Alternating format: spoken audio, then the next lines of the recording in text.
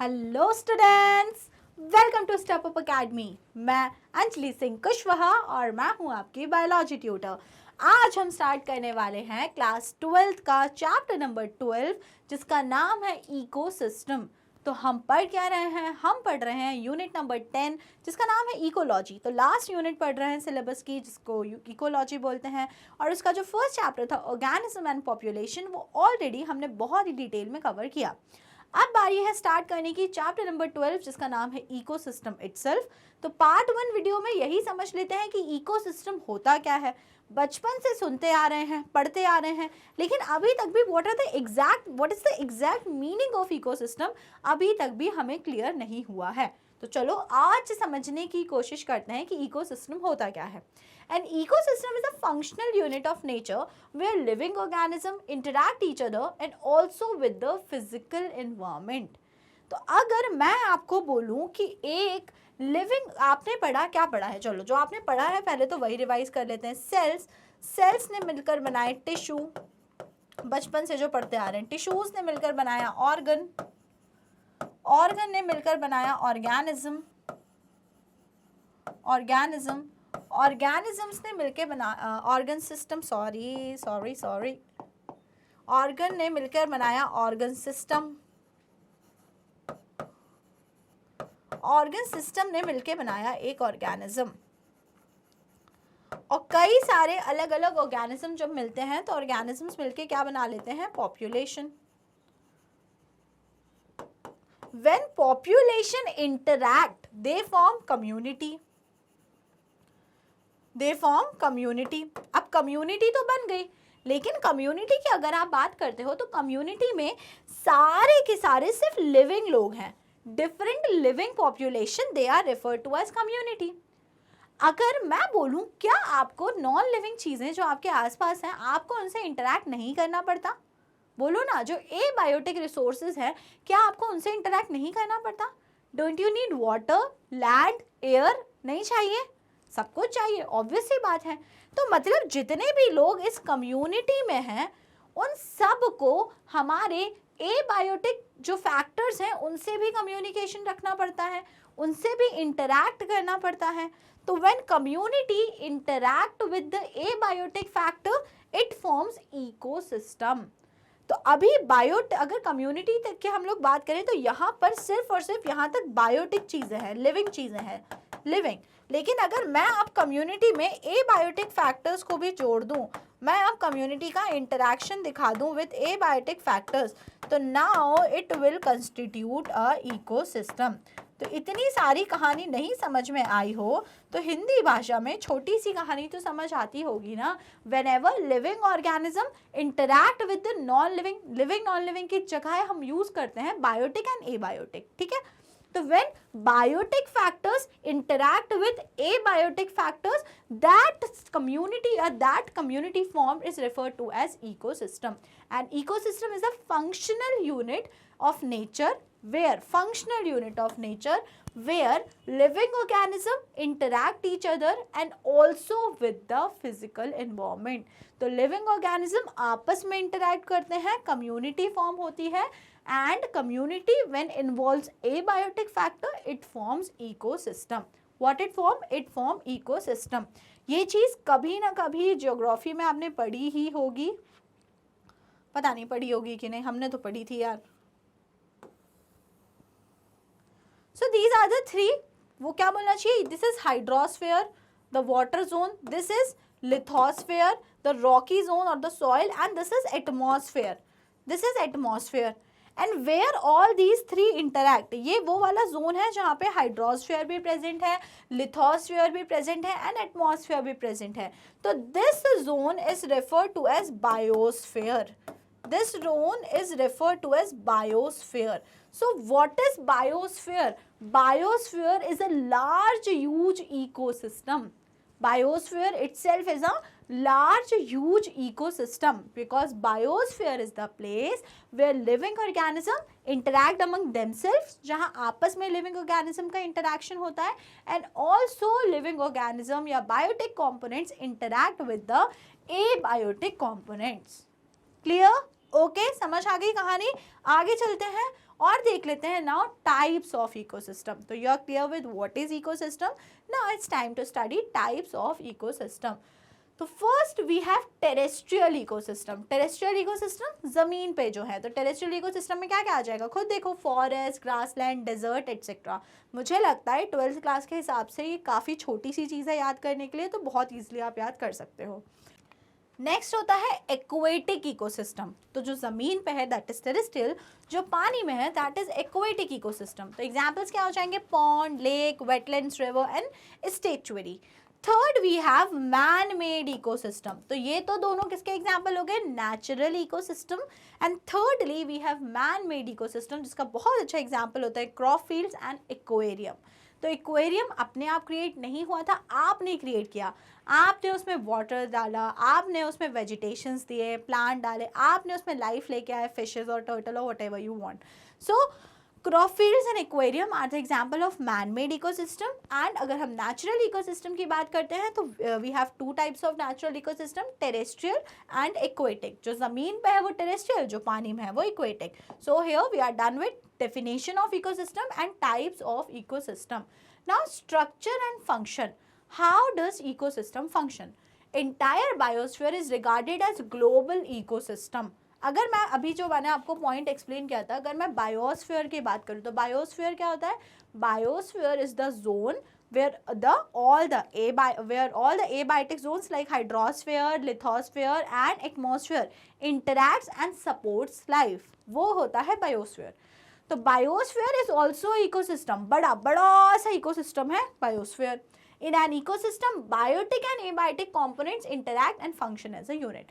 तो अगर मैं बात करूं सबसे पहले तो एक किसी इकोसिस्टम में होगा क्या क्या, what will be the components of ecosystem.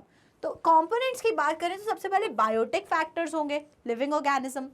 Abiotic components होंगे like soil, water, air, atmosphere, सब कुछ।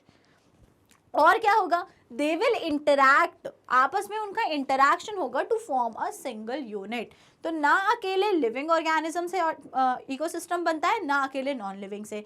तो biotic and abiotic both type of components need to interact to form the ecosystem. Vertical distribution of different species occupying different level is called stratification. तो paper में question आता है what is stratification। तो stratification is the meaning, क्या मतलब होता है stratification का, vertically distribution of different species occupying different levels। किस लेवल पर कौन सी स्पीशी प्रेजेंट है, ये जो क्लासिफिकेशन हम करते हैं vertical classification, this is refer to as stratification. For example क्या मतलब है, अगर मैं प्लांट्स की बात करूं तो मैं प्लांट्स को सबसे नीचे रखना चाहूंगी किसी भी इकोसिस्टम में, because plants are the producers. Plant कुछ भी किसी को भी कंज्यूम नहीं करते, but the plant are the producers. उसके बाद में आ जाएंगे हर्बीवोर्स। कौन आ जाएंगे, हर्बीवोर्स, हर्बीवोर्स की सारी स्पीशीज। फिर कौन आ जाएंगे, कार्निवोर्स। और फिर कौन आ जाएंगे, टॉप कार्निवोर्स। टॉप कार्निवोर्स जो किसी को, जो जिनको कोई भी नहीं खाता, जो सबको खा जाते हैं। तो अगर मैं इस वर्टिकली इस तरीके से किसी भी स्पीशीज का क्लासिफिकेशन करती हूँ तो this type of classification is known as stratification. तो आपको याद रखना है व्हाट इज स्ट्रैटिफिकेशन। स्ट्रैटिफिकेशन का मीनिंग होता है vertical distribution of different species occupying different levels. Okay, in fact in a forest trees occupy top strata layer, shrubs the second and herbs and grasses the bottom layer। तो यहाँ पर उन्होंने अलग अलग category में explain ना करके सिर्फ प्रोड्यूसर्स की कैटेगरी में ही एक्सप्लेन किया है। अगर मैं प्रोड्यूसर्स की बात कर रही हूँ तो प्रोड्यूसर्स में all the plants will be included, but among plants also what will be the top producer, top producer will be a tree. जो बिल्कुल टॉप प्रोड्यूसर होगा it will be a tree. After tree कौन होंगे, the second line and third line will be herbs and shrubs, और उसके नीचे creepers, climbers, सब कुछ आ जाएगा। तो अगर हम किसी भी स्पीशी का वर्टिकल डिस्ट्रीब्यूशन करते हैं, vertical distribution on the level they are occupying, on which level they are present, so it is referred to as stratification. अच्छा, लेवल इन द सेंस आप इस चीज से भी समझ सकते हो, अगर आप किसी फॉरेस्ट में स्टडी करो तो टॉप टू बॉटम आपको ट्रीज की हाइट होती है, तो the trees will be top. फिर देन हर्ब्स एंड शर्ब्स, समझने के लिए आप इस क्लासिफिकेशन को भी समझ सकते हो, मतलब इसको आप ब्रेन में रख सकते हो, इजी है याद रखना। तो if you are clear with stratification, आगे बढ़े हम लोग, क्या हो गया, स्ट्रेटिफिकेशन क्लियर हो गया। चलो तो फिर आगे चलते हैं और कुछ चीज़ें देख लेते हैं। पॉन्ड के बारे में कुछ स्टडी करते हैं। It is a aquatic ecosystem. A pond is a shallow, simple, self-sustainable water body that exhibits all basic components of an ecosystem. Actually, यहाँ जो pond और या फिर aquatic ecosystem से जो explain करना चाहा है, वो हमको explain करना चाह रहे हैं components of ecosystem. Components of ecosystem. तो एनसीईआरटी में इस पैराग्राफ में, ये पैराग्राफ के फॉर्म में दिया हुआ है and it just want to explain us what are the components of ecosystem. क्या क्या कंपोनेंट्स होते हैं, तो चलिए हम भी थोड़ा थोड़ा समझने की कोशिश करते हैं कि क्या है। अब इस चीज़ को एक्सप्लेन किया गया with the example of pond. Pond is a aquatic ecosystem. चलो सबसे पहले एबायोटिक कंपोनेंट्स, तो you know it very well, अगर इकोसिस्टम है तो उसमें एबायोटिक कंपोनेंट्स तो होने ही होने चाहिए। एबायोटिक कंपोनेंट्स में क्या क्या आ जाएगा पॉन्ड में, वाटर, सॉइल डिपॉजिट्स। पॉन्ड है तो उसमें वाटर होगा और नीचे सॉइल का डिपॉजिट होगा, that is it. Abiotic components के नाम पर क्या क्या चीज़ें हैं, water and soil deposit. Then second, climatic conditions. Climatic conditions are also important in making any of the in producing and synthesizing, या कुछ भी बोलो, in building any ecosystem. Solar input, cycle of temperature, day length, light.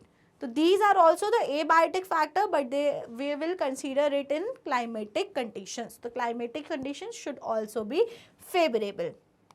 Next, autotrophic components. Autotrophic components क्यों ज़रूरी हैं बताओ। चलो autotrophic component किसी भी इकोसिस्टम में क्यों नेसेसरी हैं, क्योंकि अगर autotrophic components ही नहीं हुए तो synthesize कौन करेगा food, who will be the producer, खाना आएगा कहाँ से। तो ऑटोट्रॉपिक कंपोनेंट्स में कौन कौन होंगे, phytoplankton, some algae and floating submerged and marginal plants. तो हमेशा याद रखो ऑटोट्रॉपिक कंपोनेंट्स क्या होते हैं, दे आर द प्रोड्यूसर्स। किसी भी इकोसिस्टम में हमें प्रोड्यूसर्स चाहिए होते हैं, प्लांट्स ही मेनली प्रोड्यूसर्स होते हैं। तो यहाँ देखोगे तो आप फाइटोप्लैंक्टन, एल्गे और marginal floating submerged plants, these are the autotrophic components. Next, the consumers. Producers तो हो गए, ठीक है, प्रोडक्शन करने वाले लोग। Now what are the consumers. आपने को सिर्फ इतनी दो चीज़ें पता थी आपको कंपोनेंट्स के नाम पे, biotic and abiotic. Abiotic factors में आपने क्या क्या देख लिया, वाटर हो गया, सॉइल डिपॉजिट्स हो गए, साथ साथ में टेम्परेचर, डे लेंथ, ये सब हो गया। नाउ अगर आप बात कर रहे हो बायोटिक फैक्टर्स में, तो सबसे पहले प्रोड्यूसर्स हो गए, all the plants, mainly phytoplanktons और small submerged floating plants. Then हम बात करते हैं कंज्यूमर्स या फिर हेटेरोट्रॉप्स। तो heterotrophs will include zooplankton, free swimming and bottom dwelling forms. Free swimming, bottom dwelling, all kind of fishes etc. that will be involved in consumers or the heterotrophs. The producers done, consumers done. Lastly, we want decomposers. हमको decomposers भी चाहिए होंगे। क्यों चाहिए होंगे decomposers? Because none organism, मतलब none of the organism is immortal. कोई भी ऐसा नहीं है कि भाई वो मरेगा ही नहीं, सब मरेंगे। अब मरेंगे तो उनकी डेथ बॉडी को डिकम्पोज करके वापस से न्यूट्रिएंट निकालने के लिए वी नीड डिकम्पोजर्स। तो what are the decomposers, fungi, bacteria and certain flagellates. Fungi, bacteria and certain flagellates are also present to perform the process of decomposing. Decomposers are also needed, और जिससे क्या होगी, nutrient की वापस से cycling होती जाएगी। प्लांट्स को खाया जूप्लैंक्टन इन सब ने, इनकी डेथ हो गई, डिकम्पोज हुए, वापस से सॉइल में आ गए और सॉइल से फिर वापस से प्रोड्यूसर्स को मिल गए। This is how ecosystem work. तो अभी आपने क्या देखा, क्या क्या कंपोनेंट्स होते हैं इकोसिस्टम के। सबसे पहले एबायोटिक कंपोनेंट्स की बात करोगे आप, तो अगर पॉन्ड इकोसिस्टम है तो उसमें वाटर होगा, उसके बाद में वाटर के बाद में सॉइल डिपॉजिट्स थे, sunlight, temperature, everything.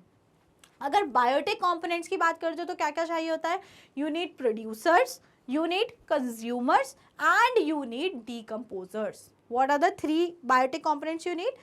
Producers, consumers and decomposers. समझ आई कहानी, ठीक है। Pond perform all the function of an ecosystem. अब सारे functions भी हो रहे हैं वहाँ पे, कैसे हो रहे हैं, components तो clear हो गए, तो structure तो समझ आ गया। Now function, autotrophs convert inorganic into organic material using solar radiant energy. अब जो ऑटोट्रॉप्स थे, प्रोड्यूसर्स थे, उनका काम ही यही है, फोटोसिंथेसिस पढ़ा है कभी ना कभी। क्या करते हैं वो ऑटोट्रॉप्स? ऑटोट्रॉप्स सनलाइट को, सन से आने वाली एनर्जी को ट्रैप करते हैं और उस एनर्जी को यूज करके कन्वर्ट करते हैं इनऑर्गेनिक मैटर को ऑर्गेनिक मैटर में। किसको किस में कन्वर्ट करते हैं? इनऑर्गेनिक मैटर को ऑर्गेनिक मैटर में कन्वर्ट करते हैं using solar radiant energy. Now heterotrophs consume autotrophs. जो हेट्रोट्रॉप्स हैं, जो भी कंज्यूमर्स हैं, वो इन ऑटोट्रॉप्स को कंज्यूम करते हैं। तो कंज्यूमर्स क्या करते हैं? कंज्यूम करते हैं प्रोड्यूसर्स को, उनको खा लेते हैं। ठीक है भैया, खा लिया, ये चीज़ भी हो रही है। और क्या हो रहा है? decomposition and mineralization of the dead matter to release them back for reuse by the autotrophs। decomposers का क्या काम है? जो भी ऑर्गेनिज्म, प्लांट और एनिमल, प्रोड्यूसर और कंज्यूमर, जिसकी भी डेथ हो रही है, उसको डिकम्पोज करके मिनरल्स को किस तक पहुंचा देना? मिनरल्स को पहुंचा देना सॉइल में। एंड सॉइल से वापस से कौन उठा लेगा मिनरल्स? सॉइल से वापस से प्रोड्यूसर्स या फिर ऑटोट्रॉप्स मिनरल्स को यूज कर लेंगे और फिर इनसे पहुंचेगा किसके पास में? कंज्यूमर्स के पास। किसके पास? कंज्यूमर्स के पास। और इनकी जब डेथ होगी, डेथ, इन दोनों की ही जब डेथ होगी, डेथ, तो डेथ से वापस से आ जाएगा सारा का सारा सॉइल में। किनके थ्रू? डिकम्पोजर्स के थ्रू। तो बेसिकली आपको ये पॉन्ड इकोसिस्टम को स्टडी करके role of individual component of ecosystem समझ आया कि हर एक कंपोनेंट ऑफ इकोसिस्टम का क्या रोल है, कौन सी चीज क्या कर रही है। ऑटोट्रॉप्स का फंक्शन क्या है? क्या है ऑटोट्रॉप्स का फंक्शन? सनलाइट को पकड़ना और इनऑर्गेनिक मैटर को ऑर्गेनिक मैटर में कन्वर्ट करना, प्रोड्यूसर है। हेट्रोट्रॉप्स का काम क्या है? हेट्रोट्रॉप्स कंज्यूमर्स हैं, वो ऑटोट्रॉप्स को खाते हैं। डिकम्पोजर्स का काम क्या है? डिकम्पोजर्स का काम है कि अगर किसी भी ऑटोट्रॉप या हेट्रोट्रॉप की डेथ हुई है तो उसको, उसके जो भी रिलीज था सब कुछ, सारा न्यूट्रिएंट्स जो था, उसको डिकम्पोज करके सॉइल में पहुंचाना और सॉइल से वापस प्रोड्यूसर्स के लिए अवेलेबल करवाना। तो you are now clear with the role of each of the components of ecosystem. So what you have studied? What are the 4 basic component of ecosystem? Number 1, productivity. Now this whole chapter is based on these components. आपको ecosystem इस पूरे chapter में पढ़ना क्या है? आपको इन 4 components को ही detail में पढ़ना है and that is everything in this chapter. तो first component of ecosystem is productivity. That will be based on how all the organic matter is produced. Now once produced, decomposition. Second component is decomposition. Decomposition की process कैसे होती है? वापस से nutrient कैसे available कराए जाते हैं? Third is energy flow. How does energy flow take place? कहाँ से किसके पास? प्रोड्यूसर्स ने एनर्जी ट्रांसफ़र करी कंज्यूमर्स को, अब कंज्यूमर्स अपनी एनर्जी किसको ट्रांसफ़र करेंगे, फिर एनर्जी कहाँ चली जाएगी। इस तरीके से हम स्टडी करेंगे energy flow. And lastly we have nutrient cycling. So what are the 4 major components of ecosystem? Number 1, productivity. Number 2, decomposition. Number 3, energy flow. And number 4, nutrient cycle. So this is it. अब जो upcoming videos होंगी उसमें हम एक एक component को detail study करेंगे, starting with productivity. Okay, समझ में आ गया? जो पार्ट 2 वीडियो होगी उसमें हम डिटेल स्टडी करेंगे of productivity. So in this particular video we have just study what is ecosystem, what is the type of ecosystem and what are the components of ecosystem. And detail study of components अब हमको आगे upcoming videos में मिल जाएगी। Okay, clear? सो कोई भी doubt है, doubts को पूछ लो, और नहीं तो जल्दी से वीडियो को कर दो लाइक और स्टेप अप अकेडमी को कर लो subscribe. Thank you and keep watching.